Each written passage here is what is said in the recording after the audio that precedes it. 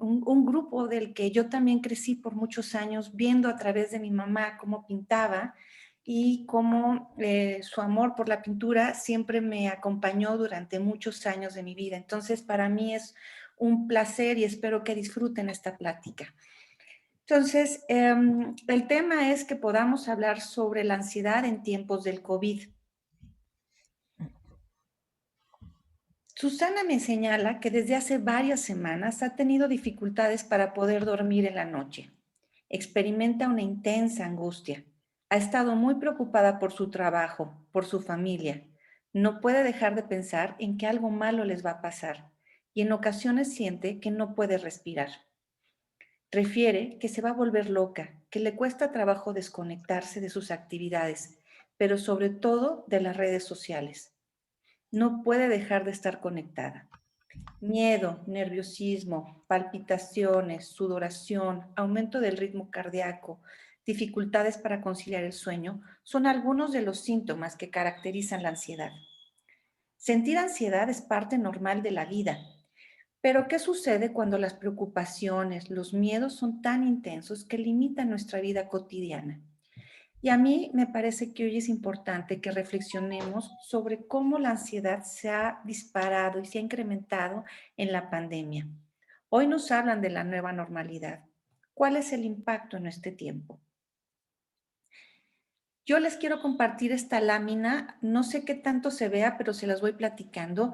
En una encuesta reciente, y la pregunta que hicieron fue, en 30 países les preguntaron a los adultos, ¿cómo ha cambiado su salud mental y emocional desde el comienzo de la pandemia hace aproximadamente un año?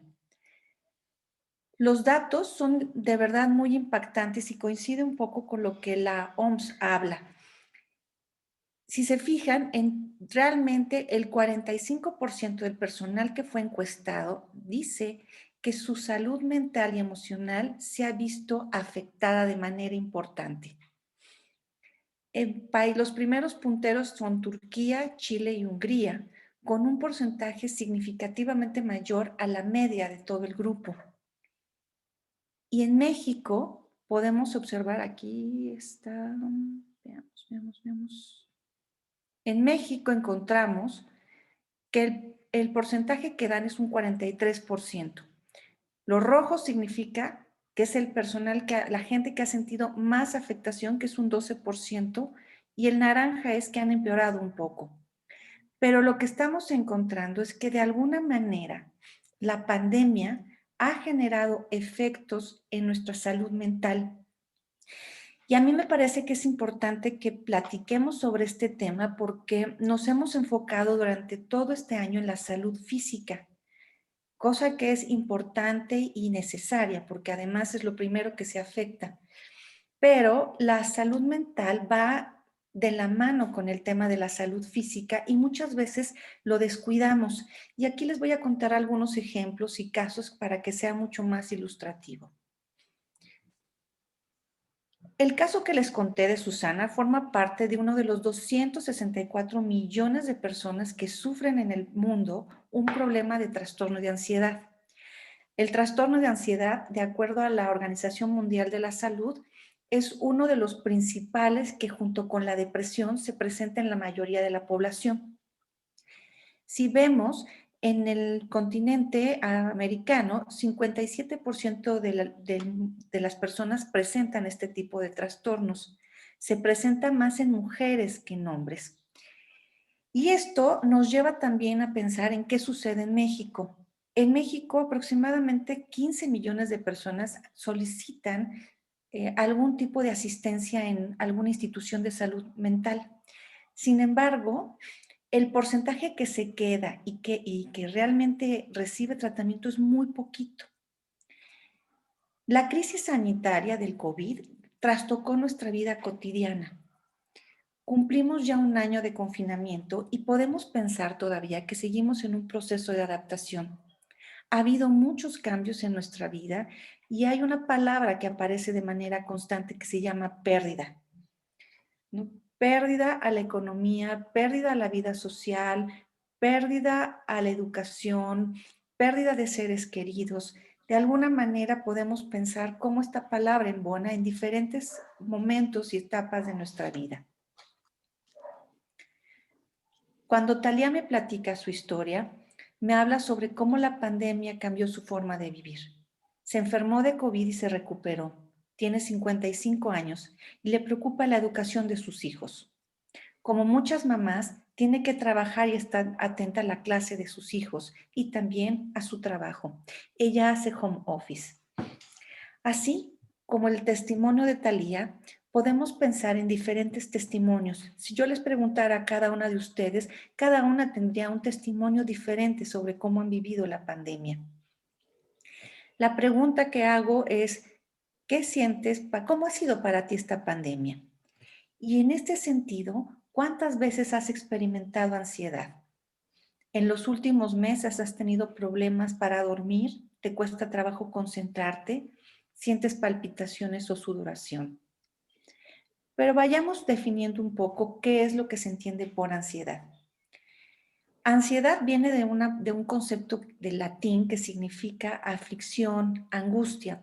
Y la angustia es un motor que detona la personalidad, ¿no? Que detona una serie de cambios.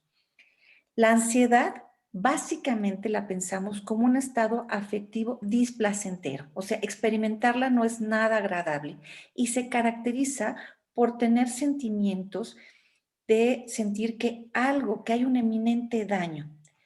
Generalmente la ansiedad va acompañada de un correlato físico y entonces se experimentan también principalmente palpitaciones o problemas en la respiración. En la ansiedad hay sentimientos de incertidumbre y preocupación hacia el futuro. Y cuando una persona experimenta ansiedad, se puede presentar tanto en ideas o en sentimientos. Las ideas siempre están relacionadas con una idea de catástrofe, es decir, algo malo va a pasar. Aunque no haya una causa real, hay algo que se experimenta como un peligro. Y se acompaña mucho del miedo, que es una emoción básica que va acompañando. Y entonces, en la medida que pensamos que algo catastrófico va a pasar, entonces esto es lo que vamos explorando en el trabajo con las personas que experimentan ansiedad. Ahí. Gretel, disculpa que te moleste. ¿Estás pasando tú en la que compartiste pantalla, estás pasando láminas? Sí. Porque bueno, yo nada más veo la portada que dice la ansiedad en tiempos de COVID y no se ha visto ningún otra Ay, no me lámina. digas. Y no, yo tampoco la veo. A ver. Ahí está ya. Yo tampoco, nada más da vueltas. Sí, ahí ya está como, sí, Ah, bueno. Ok. bien. ¿Estas sí las vieron? Sí. No, no, ninguna vimos. No, ninguna. Ninguna. Oigan, No, pues perdón. Bueno, no esta es te la preocupes. lámina sobre qué se siente cuando experimentan ansiedad. ¿Ok? Ujú. Esta es la gráfica que les hablaba de cómo se notaba el cambio, Salud mental. de manera importante el cambio en salud mental y emocional, Ujú. ¿no? Donde hablamos de cómo en México se encuentra de manera importante el 43% de la gente experimenta algún cambio en su salud. Aquí les hablaba de cómo el caso de Susana que les conté forma parte de los 264 millones de gentes en el mundo que experimentan ansiedad y cómo se observa de manera importante en América con el 57% de las personas, millones de personas que experimentan ansiedad y que se observa más en mujeres que en hombres. Ok. Este es lo que es el concepto de ansiedad y creo que hasta aquí ya nos quedamos. Bueno, quisiera que vieran esta frase. Este es un testimonio de una persona que le preguntaron, ¿y tú qué sientes cuando experimentas ansiedad? Y si se fijan, la definición habla de algo que es silencioso, que te impide llevar una vida normal, que se experimenta inquietud y miedo, que es una de las emociones básicas en la ansiedad, y que se expande en el cuerpo y la mente. Y es que la salud está formada tanto por lo que se pasa en la mente, por lo que pasa físicamente. Y la ansiedad tiene la vivencia subjetiva de lo que uno siente y lo que corporalmente se experimenta. La ansiedad tiene que ver con estas ideas catastróficas y que son incontrolables. El problema se vuelve complicado cuando las personas se paralizan. Muchas veces no comen bien, a veces descuidan su higiene, muchas veces usan medicamentos no controlados para tratar de dormir y conciliar el sueño o para tratar de calmarse.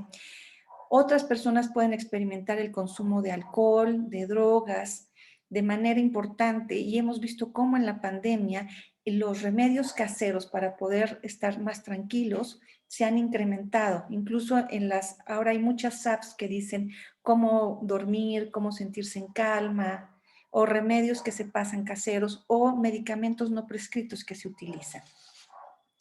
A manera de ejemplo, una persona se quejaba de sentir que algo terrible estaba a punto de sucederle. Por meses se había sentido muy cansada. Presentaba dolores de cabeza, de estómago y sentía que se iba a volver loca. Ella lo que hizo fue consultar a un médico. Y entonces el médico lo que le dice es que ella físicamente estaba bien, que lo que estaba experimentando es ansiedad. Y es que esta vivencia de ansiedad, que es subjetiva porque se siente dentro, nos lleva a sentir que no tenemos control. Y la sensación de no control, la pérdida de control, es lo que va intensificando que las personas se vivan más angustiadas. Vamos a conectarnos un poco con lo que pasa en la pandemia. El miedo y el estrés están en el origen de muchas de nuestras emociones. Al principio de la pandemia nos daba mucho miedo pensar que nos íbamos a contagiar, ¿no? Si nos contagiábamos, saber si estábamos graves o no, o si se contagiaban nuestros familiares, nuestros hijos, nuestros nietos. No sabíamos si el semáforo iba a cambiar de rojo a amarillo, a naranja, si nos íbamos a mantener por mucho tiempo en naranja o no. Había restricciones en unos estados más fuertes que en otras. Y entonces, mucho de lo que pasaba es que estábamos en incertidumbre. De hecho, hasta la fecha, me parece, que no sabemos exactamente cuándo van a cambiar las cosas y cuándo vamos a regresar a la vida normal. Entonces... Tu lámina está apagada, no, está apagada tu lámina. Sí. Entonces, sentir ansiedad es parte normal de la vida, pero la frecuencia, los miedos y cómo influyen es lo que condiciona nuestra vida. ¿Qué es lo que está pasando? Nuestra mente está sobreexcitada, saturada de información, y entonces el cerebro tiene que hacer acomodos para poder registrar lo que está percibiendo. En la medida en que la mente va conociendo lo que pasa, busca en su memoria cómo se resolvieron las situaciones en el pasado y aprovecha los recuerdos del pasado para reaccionar en el presente. Lo que sucede con la pandemia es que la pandemia fue un evento que se puede clasificar disruptivo.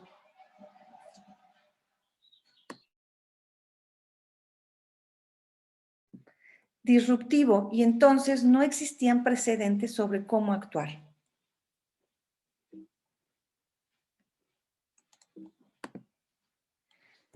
Sí se ven las láminas, ¿verdad?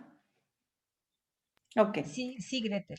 Ok, entonces la pregunta importante que podríamos hacernos hoy es ¿en qué momento se convierte en una alerta? Aquí comparto algo de Tute, que es un argentino que hace mucho humor, un poco para que podamos ir entendiendo cómo es el tema de la ansiedad. Pero la ansiedad se vuelve disfuncional cuando pasa cierto rango, cuando realmente limita nuestro rendimiento global. Identificar cuando no nos sentimos bien, cuando el cuerpo habla y nos hace sentir paralizadas, con falta de respiración, me lleva a plantear otra pregunta. ¿Cómo le hago frente? ¿Cómo lidio frente a ella? Existen ciertos eventos en la vida cotidiana, acontecimientos a lo largo de nuestra historia de la vida que no van a cambiar. Algunos nos van a producir alegría, el nacimiento, la boda de alguien. Otros nos van a producir tristeza, el fallecimiento, la pérdida de alguien. Otros nos pueden producir enojo o desamparo.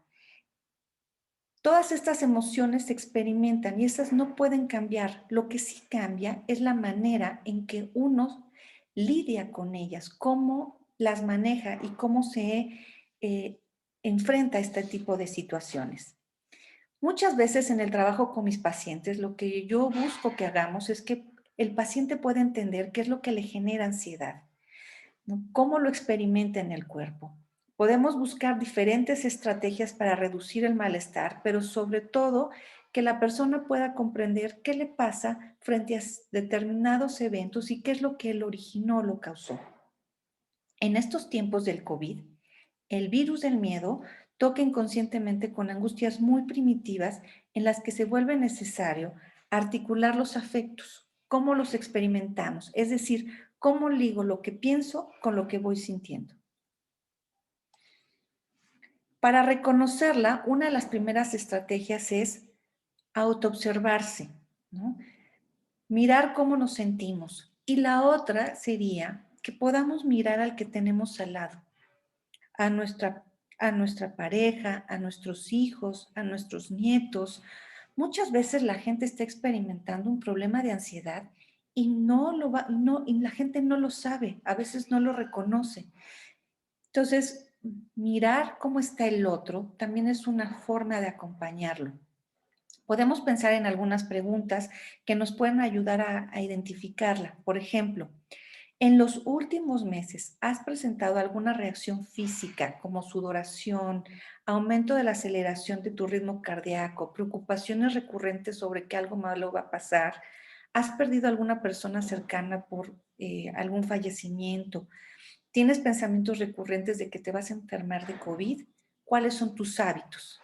De manera general, cuando hablamos de un trastorno de ansiedad, se requieren tres características importantes. Estos pensamientos o creencias que les digo que son no controlables, difíciles de controlar, que rebasan los 6 meses y que en lugar de tranquilizar, van aumentando conforme el tiempo. La presencia de síntomas físicos, principalmente respiración y palpitaciones, y la presencia de cambios en nuestro comportamiento. Cuando alguien experimenta ansiedad, realmente hay una paralización y hay una afectación en la vida, en el rendimiento global.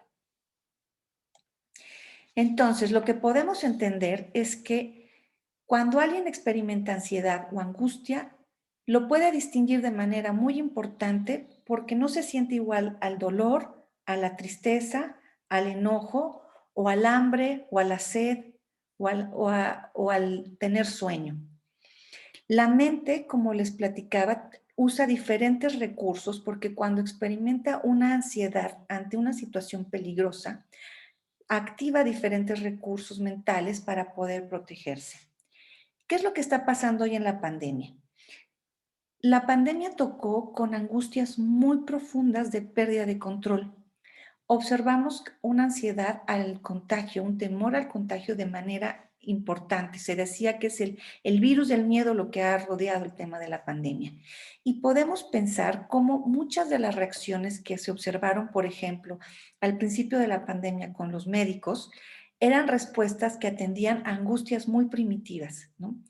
Y que veíamos en el otro la situación de peligro, ¿no? Por eso vimos ejemplos de cómo querían echarles cloro a los médicos, los expulsaban de sus departamentos, había mucho desprecio hacia lo que ellos hacían porque tenían mucho miedo de ser contagiados. Atende a esta situación de peligro, sobre todo en que se conecta con una angustia de muerte. También vimos, por ejemplo, cómo aparecieron noticias falsas. Si se acuerdan, Trump hablaba de cómo había que consumir cloro, porque si tomabas dióxido de cloro, entonces eso te quitaba el COVID. Y hubo mucha gente que lo intentó en Estados Unidos y tuvo afectaciones de manera importante. Entonces, lo que podemos observar es que el miedo puede tener una respuesta fisiológica y psicológica y se conecta a todas estas situaciones de miedo a la muerte, miedo a perder al ser querido, miedo a fragmentarse, se van concretando en situaciones que nos pueden sacar de control. Por eso es importante que vayamos ordenando y codificando la información. A mí me gustaría contarles qué es lo que ha pasado en la pandemia y lo que se ha estado investigando a nivel de psicología y básicamente de psicoanálisis. El doctor David Nassiou es un psicoanalista argentino que vive en París y él ha estado trabajando con sus pacientes y entonces encontró que lo que hoy los pacientes presentan se llama depresión COVID y que tenía que ver principalmente por los montos de angustia que se acumulaban. Él observó que al principio sus pacientes experimentaban mucha angustia, niveles de angustia muy intensos. Después pasaban a un estado de desesperación, de enojo y después a un estado de fatiga y cansancio. Y ahí es cuando entraban en el estado de depresión. Él identifica cuatro momentos de angustia importantes y que quizás, si lo pensamos, alguna de ustedes puede ser que lo haya experimentado o lo haya visto con alguno de sus familiares o sus seres queridos o sus amigas. La primera angustia es el miedo a la enfermedad, el miedo a estar enfermo y sobre todo el miedo a morir solo. Mucho lo que pasó es que la gente decía, si me enfermo, no quiero contagiar a mis familiares, prefiero estar sola, pero si me enfermo y me mandan al hospital y estoy solo, ¿qué sucede? Una segunda angustia es la angustia del aislamiento. ¿Qué es lo que pasó? Que si ustedes lo reflexionan, mucha gente ha estado por mucho tiempo fuera de sus casas. La pandemia nos obligó a confinarnos. Y en este confinamiento hay gente que podía tolerar muy bien estados de soledad, hay gente que no podía estar sola y hay gente que ha necesitado salir porque no tolera estar solos, pero también hay gente que no tolera estar con sus familiares. Hoy la situación de pareja ha sido de manera importante porque las parejas antes estaban unos trabajando y otros en casa, pero estar dentro les ha costado mucho trabajo el tema de la intimidad. O lo que pasa con los adolescentes. El adolescente, por evolución, por desarrollo, necesita salir, necesita estar con sus amigos, porque sus amigos se vuelven su segunda casa. La pandemia, el confinamiento los obliga a estar dentro y les ha costado para muchos quienes tienen nietos adolescentes o hijos adolescentes, sabrán lo difícil que ha sido para ellos estar confinados. Una tercera angustia tiene que ver con la incertidumbre económica. Hemos visto cómo las empresas han cerrado, los cines, por ejemplo, han cerrado, ha habido afectaciones económicas en diferentes sectores y no se sabe exactamente cuándo y cómo va a mejorar la situación. Y la cuarta, que es la más fuerte, atañe al tema de la incertidumbre. No podemos hacer planes a largo plazo. Mucha gente planeaba hacer viajes, pero no se han podido porque el tema del COVID todavía no para. En Europa se habla de una tercera ola o estamos viendo lo que pasa en India y cómo ha ido incrementando sus niveles de COVID. Entonces, no hay una posibilidad de planear el futuro como antes lo podíamos hacer. Y yo agregaría una quinta, que aunque no la menciona el doctor, sí me parece que es importante platicarla porque además es algo que se ha estado investigando y que se ha estado encontrando. La Organización Panamericana de la Salud habla de la ansiedad del sobreviviente del COVID, es decir, aquellas personas que salieron del COVID, se enfermaron, salieron adelante y que después de cierto tiempo están experimentando síntomas de ansiedad de manera importante. Algo que yo he visto en la consulta es que la gente ha estado buscando acompañamiento por el temor a que se vuelva a enfermar. Y esta es una angustia, una ansiedad que estamos encontrando cada vez más presente porque son parte de las secuelas que ha dejado esta pandemia. Aquí la pandemia puede ser clasificada como un evento disruptivo. Y les cuento brevemente.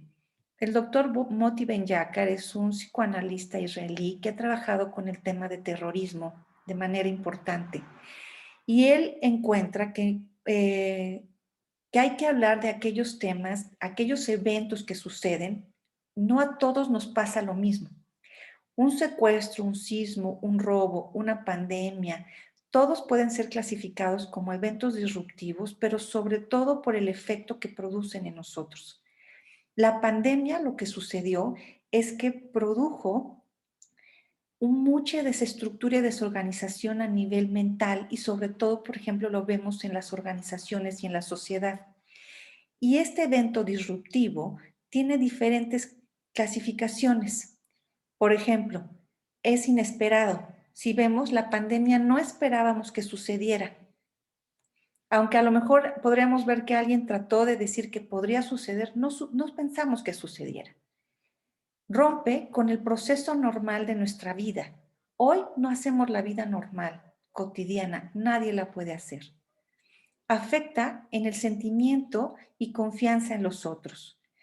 Hoy tenemos muchas dudas sobre lo que hacen nuestras autoridades en relación a las estrategias de salud. Esa es una, pero también desconfiábamos del otro, del vecino, del amigo que se acercaba y que nos daba miedo de que nos contagiara. Tiene rasgos novedosos que no son codificables, es decir, nunca habíamos vivido en esta época una pandemia de esta manera. Sabíamos que algo había pasado con la peste española, pero no nos tocó a nosotros. Hay una amenaza a la integridad física. No es propia o de los otros. Realmente vemos cómo nuestra salud está comprometida de manera importante y se afecta o se distorsiona el hábitat cotidiano. Y es que vemos que la naturaleza, el mundo no es igual. Apenas el viernes pasó el Día del Libro y la Rosa y la Universidad Nacional lo que hizo fue retomar un texto de Milán Kundera que hablaba sobre ciudades invisibles para poder reflexionar sobre esto. Y es que lo que pasó en la pandemia es que las ciudades se volvieron invisibles, ya no había gente en las calles. Entonces, un evento fáctico más nuestra propia experiencia y vivencia pueden generar trauma. Y algo que ustedes pueden encontrar de manera importante es que se habla de los efectos traumáticos que la pandemia ha dejado. No es para todos porque no todos han vivido la pandemia de la misma manera. Alicia me platicaba que no para todos ha sido una mala experiencia. Y es cierto, para algunos no ha generado efectos traumáticos, sino al contrario, efectos de conexión. Y eso ahorita lo platico.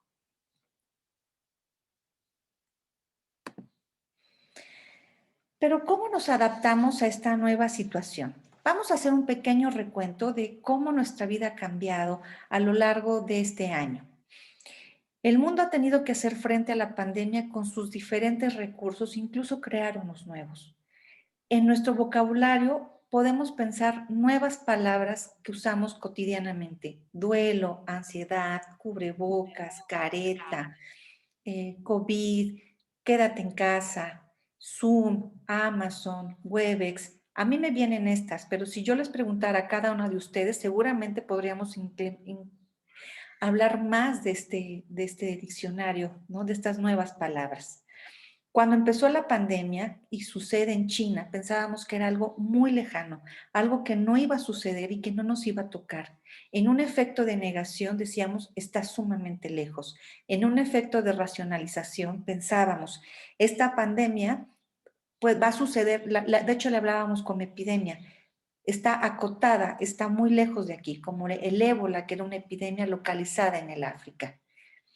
En marzo del año pasado empezamos a oír de los casos cero y se empezaba a hablar de que iba a llegar el virus a nuestro país. Sin embargo, en ese mes prácticamente la vida siguió igual.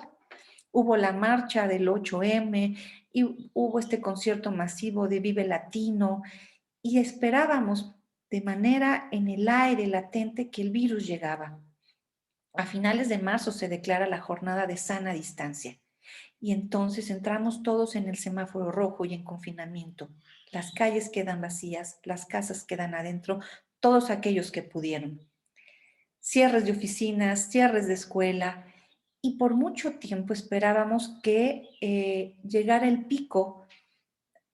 Pensábamos que iba a llegar en la primera, segunda, tercera semana de abril y nos fuimos hasta mayo, julio, pensando que el pico iba a llegar. Y eso también fue un efecto que generaba ansiedad en las personas. Observamos, si se acuerdan, respuestas de pánico. Había vivencias del fin del mundo y respuestas maníacas. Por ejemplo, las compras del papel de baño. Había compras masivas, el Costco quedaba vacío, el gel se volvió el objeto del deseo, de algo que costaba 25 pesos se volvió sumamente costoso y todo aquello que tuviera que ver con higiene ya entraba incluso en el mercado negro de la venta. Como evento disruptivo, la pandemia en cada uno de nosotros generó experiencias distintas. Como veíamos, para algunos puede haber sido una vivencia traumática porque ha estado acompañada de muchas pérdidas y dolores. Para otras personas representó la posibilidad de poderse conectar por primera vez con sus familias, con sus hijos, con sus parejas, con sus nietos o consigo mismo. A un año del virus, vamos ya en la tercera oleada y el impacto que podemos pensar es que ha sido muy fuerte. Esta pandemia ha mostrado, por una parte, fortalezas, pero también por otra parte, desigualdades. No todos los países han llevado de la misma manera la pandemia con éxito, unas más, otras menos. Si pensamos en cómo va a ser la nueva incorporación a esta realidad, a mí me parece que es importante que reconozcamos que no va a ser sencillo y que no lo vamos a vivir como era antes. Va a tener que ser un proceso gradual de incorporación donde se va a tener que reconstruir en diferentes ámbitos, la educación, lo social, lo económico, la misma naturaleza. Pero ¿cómo entienden cada una de ustedes lo que es la nueva normalidad? Y yo las invito a que pensemos ¿qué les viene a la mente cuando hablamos de nueva normalidad? Hay una tendencia del hombre a normalizar todo aquello que sucede, es decir, a neutralizar aquello que no encaja o que se ve diferente para que todo sea igual. Quien ha podido leer Fahrenheit 451, yo lo acabo de leer recientemente y es un libro que hace una gran crítica a la tendencia de la automatización, ¿no? A no permitir que la gente piense. Joseph Nobel, que es un psicoanalista nieto de Freud, dice que él encontraba que muchos de sus pacientes dicen, estoy raro con esta época, no me siento cómodo. Y él considera que estas expresiones dan cuenta de una forma de rebeldía, de no dejar de pensar, para no dejar de pensar aquello que está sucediendo. Hay una gran necesidad de la gente a decir, no pasó nada, regresemos a lo que había pasado antes. Pero si lo vemos, realmente eso no va a poder ser, ¿no? Y cuando la gente experimenta, yo me siento diferente, esto se siente raro, vivir en confinamiento es diferente, raro, se contrapone a la necesidad de anestesiar aquello que no encaja o que no embona con el mundo que, como nos dice que deberíamos de ser, ¿no? Y esto me lleva a destacar las secuelas de la pandemia, porque lo que la secuela está dejando no van a poder ser borradas. Son huellas que se quedan tanto en lo individual como en lo social y nos lleva a que podamos hacer preguntas sobre por qué nos sucedió esto, por qué pasó. Las preguntas rompen la inercia del automático. Es decir, no es normal pasar por las calles y darnos cuenta que hay lugares cerrados. No es normal darnos cuenta que el vecino ya no existe, que ya no está. No es normal habituarse al sonido de las sirenas. Por eso es tan importante que podamos articular, ligar las experiencias y poder ponerle nombre a lo que está pasando. Es decir, preguntas sobre qué nos pasó, cómo quiero vivir, son importantes para romper la inercia del aquí no pasa nada y sigamos caminando y silenciando las partes tristes, rotas, difíciles. Lo que ha pasado muchas veces es que hay algo que se llama transmisión generacional y aquello que no se habla en generaciones en el pasado se va presentando en el presente. Las heridas de guerra siempre dejan secuelas y cuando no se hablan se presentan en siguientes generaciones. Esta pandemia ha despertado malestares, ansiedades, pero también ha despertado ganas de vivir, de encuentros y reencuentros con uno mismo, con la naturaleza, con el otro, con el ser querido. Por eso esta nueva normalidad no sería una nueva normalidad, estamos ante una nueva realidad. En nuestro país, las medidas de higiene o de bioseguridad se focalizaron principalmente en nuestro país y en todo el mundo, ¿no? El distanciamiento físico y el confinamiento. Estas medidas nos separaron de muchísima gente. La OMS ha estudiado este tema y define que se llama fatiga por pandemia al cansancio generalizado por estar en estado de hipervigilancia y las consecuencias del COVID. Fíjense en esta imagen. Este es un cuarto, ¿no? Donde está todo nuestro mundo. Y eso es lo que ha estado pasando, que nuestras casas se volvieron oficinas, escuelas, cafeterías, salón de gimnasia, em, salones de clases. Se diluyeron los espacios y los horarios y las fronteras. Antes había un horario de salida y otro de entrada, y hoy realmente vemos que se han diluido estos límites y que hoy todo pasa en este mundo dentro. ¿Cuántas veces hemos escuchado a la gente que está cansada, ¿no? Está cansada, está fatigada por lo que es la pandemia? Cada grupo, podemos observar que cada grupo de población ha tenido diferentes afectaciones, porque al principio pensé, hablemos de fatiga por pandemia en el personal de salud, ¿no? Médicos, enfermeras, camilleros que han estado trabajando en la primera línea y que están agotados por estar lidiando con la enfermedad, con los uniformes, con enfermos constantemente. Pero si lo pensamos, también podemos pensar en aquellos que están en el call center dando informes sobre el oxígeno, hospitales, informes. Me voy a otro grupo, pensemos en los abuelos, la gente que está también cansada de estar en pandemia porque no puede estar conectada con sus seres queridos. Para cuidarlos, mucha gente se ha tenido que aislar y no llevar a los nietos con los abuelos. Otro grupo más, las mamás. Hoy se habla del desgaste en las mamás porque han estado trabajando tanto en casa, con sus propios quehaceres y además cuidando a los niños. Otro grupo afectado, los maestros, que han tenido que hacer una serie de estrategias para poder trabajar en línea porque antes no se trabajaba de esta manera. Los adolescentes, los mismos niños, en fin, si lo que quiero mostrar es cómo cada grupo de población ha recibido diferentes afectaciones, unos más, unos menos. Una pregunta que me han hecho a veces es si los niños y los adolescentes experimentan ansiedad. Y quizás muchos de ustedes que tienen nietos podríamos pensar en que efectivamente los niños también experimentan ansiedad y miedos, solamente que los expresan de manera diferente. Sus preocupaciones también pueden ser sobre situaciones generales, sobre el futuro, sobre algo malo que les va a pasar. Otras veces experimentan ansiedad por la separación de sus papás o porque la mamá no vaya a estar. Otras veces experimentan fobias, miedos a los bichitos, al doctor. Hay diferentes factores emocionales que contribuyen a la ansiedad, que puede ir desde la sobreprotección hasta padres que transmiten sus propios miedos hacia sus hijos. Hoy la pregunta más importante que se hace es ¿cómo son los efectos de la pandemia en la educación de los niños y los adolescentes? Hemos visto cómo pues, la escuela es una ampliación de la familia y ahí aprenden los chicos a convivir y a relacionarse y a tener nuevas experiencias educativas. Hoy el mundo ha estado confinado y todo es a través de Zoom. Esto ha dado una nueva forma de entender la educación en línea. Hoy hay niños que apagan la cámara, que están cansados, que ya no quieren tomar clases. Hay otros niños que están felices tomando sus clases porque están muy contentos de estar con sus papás. En una encuesta que aplica Save the Children, se lo hizo a 6,000 niños alrededor de todo el mundo. Y encontró que 1 de cada 4 niños experimentan ansiedad. En Finlandia, por ejemplo, 1 de cada 10 tiene algún tipo de trastorno como tristeza y el 55% de los niños se sentían cansados.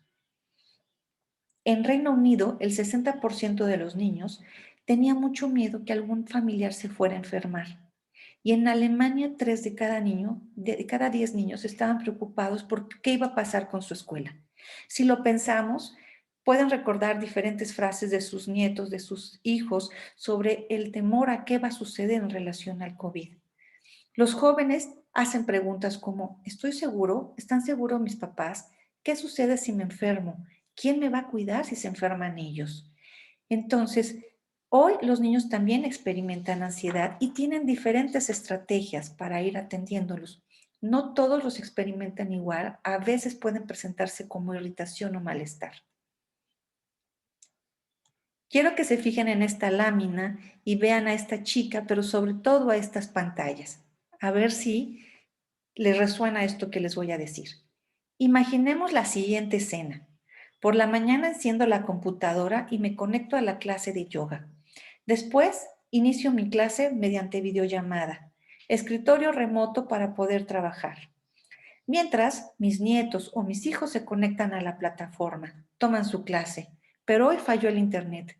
No se escucha bien a la maestra. Quiero conectarme y no puedo hacerlo. En la tarde hago Zoom café. Veo a mis amigas y platico. Zoom, Zoom, Zoom. Esta experiencia se denomina fatiga por Zoom, por nombrarla, por ser la plataforma que quizás más se usa en el mundo, pero atañe a cualquier otra plataforma. ¿Alguna vez cada una de ustedes ha pensado cuánto tiempo pasan conectadas en la pantalla? El título de esta diapositiva surge a raíz de la plática con una amiga mía que me decía, Gretel, me la vivo conectada al Zoom. Agotamiento, cansancio. Vemos cómo el cerebro tiene que hacer ajustes para procesar los estímulos que se reciben simultáneamente, como lo que vemos en esta pantalla, donde hay muchas imágenes, todas las caras de las personas y el cerebro tiene que ir haciendo ajustes. Y esto ha sido la manera en que tenemos para estar conectados con los seres que queremos, aunque sea desde lejitos.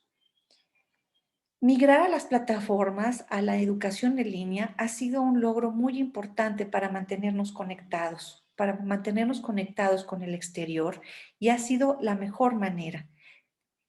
Hoy nos podemos conectar en diferentes partes del mundo con diferentes personas, ¿no? El congreso que ustedes celebraron conectó con muchísima gente de diferentes partes del mundo que en otros tiempos no se haría y eso es un gran logro. Sin embargo, tenemos que pensar en cómo hacer un balance entre la conexión del mundo virtual con el mundo que vivimos. Si vemos, hoy podemos ver hacia afuera, pero también las pantallas nos permiten mirar hacia adentro. Hoy podemos mirar cómo son los espacios de cada una de nuestras personas queridas. Los niños en terapia enseñan cómo son sus casas, cómo son sus cuartos, cómo es su recámara, cómo son sus juguetes.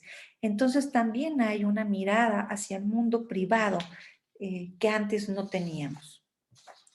Para ir cerrando, me gustaría contarles una historia. En una tribu africana había 6 niñitos que jugaban. Cuando en eso llega el jefe de la tribu con una canasta llena de fruta deliciosa. Y en eso el jefe de la tribu le dice a los niños, el primero que llegue por esta canasta se la gana y se la queda toda. Los niños sin pensar, sin darse cuenta, se tomaron de la mano y fueron corriendo todos juntos por la canasta. Y es que en esta historia lo que nos están diciendo es, yo existo porque ellos existen.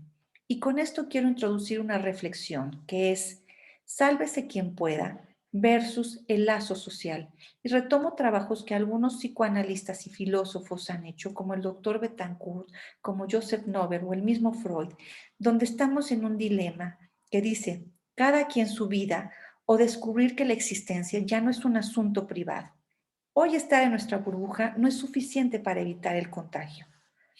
Pensemos en el tema de las vacunas, donde hay países que se han quedado con un mayor número de ellas en relación a otros. Pensemos también en el tema de la desigualdad económica. No todos han podido quedarse en casa, no solo por un tema económico, sino también por violencia, porque la violencia intrafamiliar también se presentó de manera importante. Pero a la par, del otro lado encontramos experiencias de generosidad y solidaridad que solamente hemos visto en México cuando fue el sismo, donde a veces el acompañamiento hacia las personas tiene que ver con un mensaje, con hacerle saber a la persona que estás pendiente de ella, o a veces un meme o un chiste de decir, estoy contigo. Hemos visto ejemplos heroicos de los repartidores de comida que no pararon a pesar de la pandemia, o aquellos que han tenido que hacer la limpieza de nuestras casas o de nuestras calles, o aquellos que han tenido que ir a los hospitales a ayudar a aquellas personas que están cuidando a sus familiares y les llevan comida o café. A mí me parece que para poder salir adelante de la pandemia y poder reducir los temas de ansiedad, existen 2 factores muy importantes que se llaman factores protectores. El primero tiene que ver con los recursos personales, con aquellos recursos que yo tengo por mi historia personal, por mi historia familiar, por mi personalidad, que me permiten hacer frente a las circunstancias. Y el segundo, muy importante, que tiene que ver con los lazos sociales. Es decir, la relevancia del vínculo con la otra persona, que nos permite dar un nuevo significado, entender la pandemia de manera diferente. Freud refiere que todo aquello que nos lleve a hacer ligazones, vínculos entre los seres humanos, va a dar un efecto diferente a la guerra, a la destrucción, y esto nos lleva a pensar en la solidaridad. El doctor Ramón de la Fuente tiene una frase que a mí me parece sumamente potente y que se las quiero compartir. Él dice, hay que estar acompañados emocionalmente de las personas que significan algo en nuestra vida. Lo verdaderamente efectivo es lo afectivo. Si nosotros logramos mantener la práctica de lo afectivo, creo que vamos a poder contener mejor la pandemia. En este momento es importante que nos detengamos un momento para pensar cómo hemos dado sentido a esta pandemia. Muchas veces no es solamente hablar de lo que experimentamos, sino también poder ligar nuestras emociones con aquello que estamos pensando y sintiendo. Y creo que el mensaje más importante a destacar es que hay que aprender a cuidarnos, a cuidar nuestra salud mental, porque también es salud. ¿Cómo manejar la ansiedad y cuándo es necesario buscar ayuda? La OMS marca 5 puntos que son importantes y que son básicos cuando uno experimenta ansiedad. La primera es reconocer las emociones. Esto que se siente es tristeza, enojo, preocupación. Segundo, establecer y mantener las rutinas del sueño, de la comida y del descanso. Hoy yo escucho de manera importante cómo diferentes pacientes, su manera de descansar cada vez es mucho más larga. Antes dormían a las 10 y hoy escucho de manera importante el tema del insomnio. Es importante mantener nuestra mente ocupada en actividades creativas que nos ayuden a canalizar la ansiedad. Yo hablaba un poco del tema del humor, ¿no? A través del ejemplo de Tute, pero también está el ejemplo del arte. Y creo que qué mejor darles un ejemplo a ustedes que son artistas en porcelana y que el arte que ustedes hacen también tiene una forma de manejar la ansiedad y es sumamente terapéutico. Durante la presentación, yo les mostré diferentes imágenes que hablan sobre un proyecto que es el Museo del Arte de COVID, que es un proyecto de españoles donde reúnen a diferentes artistas que han plasmado a través de imágenes qué es para ellos el COVID, que es un poco lo que han visto en las diferentes imágenes. 4. Si alguien de ustedes experimenta un ataque de pánico, lo primero que hay que hacer es restablecer, normalizarse. Y lo primero que se hacen son ejercicios de respiración. Inhalar, exhalar 8, 6 segundos, ¿no? 3 veces ayuda a normalizar o a empezar a buscar cosas en concreto en la mente que permita identificar 5 cosas verdes que vemos. Es decir, activar nuestros sentidos que nos ayuden a poner tierra. Cuando alguien experimenta un ataque de angustia, no sé si alguna de ustedes lo ha experimentado o conoce a alguien que lo haya vivido, pero la vivencia es muy fuerte. La respiración ayuda. Y una vez que se contiene este tipo de ansiedad, entonces hay que buscar ayuda de un profesional. A veces se piensa que buscar la ayuda de un psicoterapeuta, de un médico, es signo de debilidad, pero es un signo de fortaleza. Identificar las emociones y nombrarlas es de mucho beneficio. Esto que estamos sintiendo se llama ansiedad, esto es tristeza, esto es enojo. La escucha empática que necesita una persona cuando experimenta ansiedad es muy importante. Hoy encontramos muchos miedos, ideas catastróficas que se presentan y generan montos de ansiedad.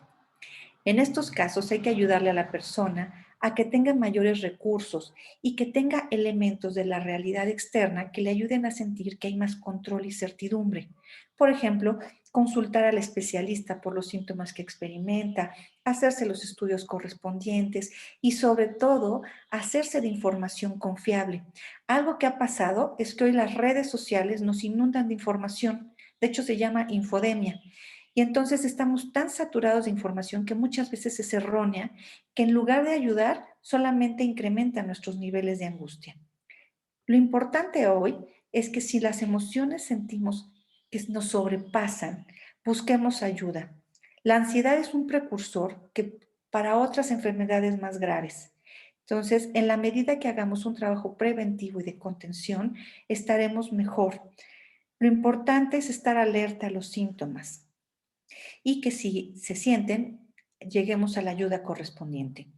Si lo miramos con perspectiva, las adaptaciones que hemos tenido que hacer a lo largo de este año, home office, el uso de dispositivos, las estrategias para estudiar, para tomar clases, para socializar, hemos visto que hacemos cosas que antes no pensábamos que íbamos a hacer.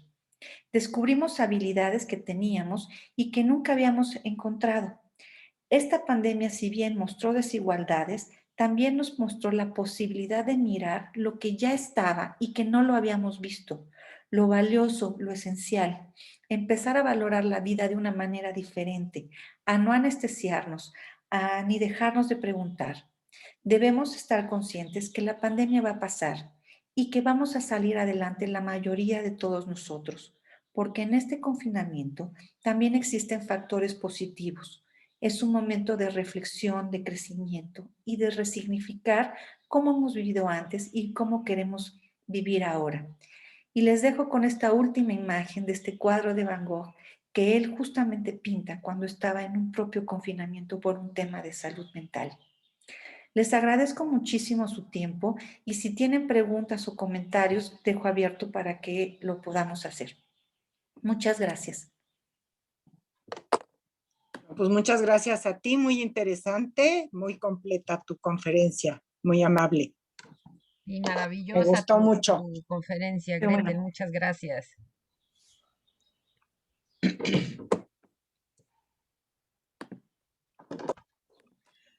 Chicas, pueden abrir sus micrófonos. Ya les pedí que los abran si quieren Sí, para hacer Muchas alguna gracias. pregunta.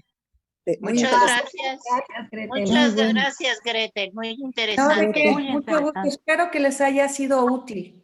Muy útil. Claro que sí. Muy útil, Muy muchas bueno. gracias. Muy bueno.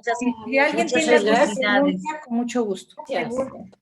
Gretel, perdón, aparte de la respiración que estás proponiendo, Sí. ¿qué otros métodos podemos utilizar para tranquilizarnos y para volver a nuestro centro? Mira, hay una serie de estrategias que si gustan, se las puedo mandar, que es un cuadro cuando uno está experimentando ansiedad. Son 5 ejercicios muy sencillos que tienen que ver con olfato, visión, oído, gusto. Entonces, si gustan, se las mando porque esa es una de las estrategias más sencillas, no es costosa y cualquiera la puede hacer en un momento de emergencia. Ay, muchas gracias. Pero Muchas gracias. Sí, por favor, porque de repente no nos damos cuenta que andamos ya metidas en la ansiedad y no nada más te empiezas a sentir terrible, entonces está muy bien, muchísimas gracias. sí, y aunque es parte de la vida normal sentir ansiedad, en esta época se ha incrementado de manera importante. Y con un poco de atención, pues podemos lograr estar mejor, ¿no? Sí. Yo tengo una pregunta. Sí. Como por ejemplo, a mí me ha gustado mucho, bueno, me ha dado tiempo por este encierro de tomar muchos cursos, de tomar cosas para mí de beneficio, un curso que tomé de 1 año para los ojos. Entonces, a mí me sienta muy bien los ejercicios, todo lo que estoy haciendo, todos mis Zooms, mis clases, y yo ya estoy muy contenta así. Yo la mera verdad ya no quiero salir con amigas ni aquí, ni despertarme. Al revés, yo estoy muy tranquila, muy contenta así. Entonces, pues para mí ha sido, por un lado, beneficioso, porque me he podido dedicar, me jubilé de contador después de desde trabajar desde los 17 años hasta el año pasado ya me jubilé. Igual que tú, Entonces, Manuel. porque ya no pude salir a Hacienda ni nada de eso por la edad, y me fue muy bien. Fíjate que gracias, este comentario que haces, Laura, es muy importante porque efectivamente hay gente que ha experimentado el confinamiento de una manera terrible. Hay adolescentes que incluso me han contado cómo se escapan porque no pueden. Hay otros que han encontrado un gran beneficio de conectarse consigo mismo y en casa. A mí me pasó y lo comparto, yo trabajaba mucho tiempo fuera. Y hoy que estoy trabajando dentro de casa, agradezco profundamente la oportunidad de estar aquí. Pero no para todos ha sido igual y son estos contrastes que nos muestra la pandemia, ¿no?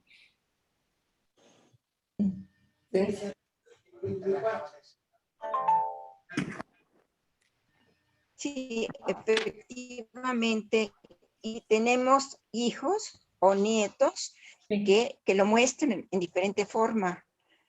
Al principio estaban más o menos, después sí se volvieron aislados o ya no quisieron salir. Pequeñitos que son muy activos, entonces no pueden poner atención a sus clases. Entonces, tanto para los maestros como los papás, los abuelos, están vueltos locos porque tienen que contratar a personas para que los vayan poniendo al día de lo que están estudiando, porque definitivamente no pueden poner atención. Entonces sí ha sido difícil para todas las etapas para todas las edades. Sí, es de hecho el gran reto de la educación. Me parece que lo que vamos a empezar a ver a partir de septiembre, cuando regresen la mayoría de la gente a las escuelas, porque ya hay algunos experimentos en algunos estados, va a ser que hay chicos que les ha costado mucho trabajo la educación en línea, otros están muy contentos, pero otros están deprimidos. Hay chavos que no se levantan de la cama y que no prenden la cámara, chavos más grandes, porque están de verdad, pues, muy aislados. Creo que ese va a ser el gran reto de la educación, me parece, que vamos a tener que estar viendo, porque además los niños también extrañan a sus amiguitos. Claro. Hay cosas que aprenden en la vida cotidiana, ¿no? O sea, cuando el niño le dice, o el otro amigo le dice, ay, pues esto se dice así, o la Miss quiso decir esto, que ayuda a entenderlos, y creo que ese va a ser algo que tendremos que seguir pensándolo, ¿eh? En los diferentes niveles. A lo mejor en algún momento es un momento híbrido, pero habrá que observar, habrá que estar atentos, sí. Sí, Quiero efectivamente. preguntar algo. ¿Puedo? Sí. ¿Te puedo preguntar? Mira, claro, sí, por bueno, favor. yo tengo varios nietos Sí. y hay una chiquita que le dice a su papá que se vaya antes de que ella se despierte, porque está muy angustiada de que le va a pasar algo a su papá. Pero antes no era así, ahora ha ido tomando esa posición y también, bueno, pienso que a lo mejor también los adultos hablamos muy libremente de las cosas y los niños como que entienden tantito, pero no entienden bien y lo que se están llenando es de temores. Correcto. Y esto que mencionas, Lulú, es importantísimo, porque algo que ha pasado es que los niños no reciben de la misma manera la información del COVID. O sea, y nosotros como papás transmitimos nuestros miedos consciente e inconscientemente. Y claro, creo que a veces, por ejemplo, cuando alguien ha perdido un duelo o hay una muerte, a veces los niños lo escuchan y no lo registran de la misma manera y se llenan de angustia o de sueños, ¿no? Los ponen en los dibujos o van y lo platican con los abuelos, ¿no? Y creo que hay que estar muy atentos de lo que platicamos y cómo lo platicamos. Sí, yo les doy clases a los niños por Zoom y estoy tratando de platicar cositas para que ellos lo hagan en su dibujo y lo puedan sacar. Qué padre. Y yo creo que las mamás, a lo mejor, no porque no tengan una clase, que puedan captar eso en sus hijos y les pongan el dibujo, o sea, porque se pueden dar cuenta sin preguntarle qué es realmente lo que les está pasando a los niños, sobre todo a los pequeños. Sí, creo que el ejercicio sería como para reconocer primero hay que mirarse, ¿no? Sí. Ver cómo uno se siente y después ayudarle a los otros. Claro, sí, porque lo irradias tú. Sí, sí, sí. No, pero qué padre que haces ese trabajo. Muchas gracias. Al rato enseñarás tus dibujos, Lulú. Luego se los mando, tengo unas cosas buenas. Por favor. ¿Alguien más tiene alguna pregunta? No, estuvo muy claro. Muy claro. Muchas gracias. Muy interesante. Muy provechoso, muy interesante. Sí, muchas Sí, gracias. Te agradecemos mucho. Muchísimas Leti. gracias. Muy bueno.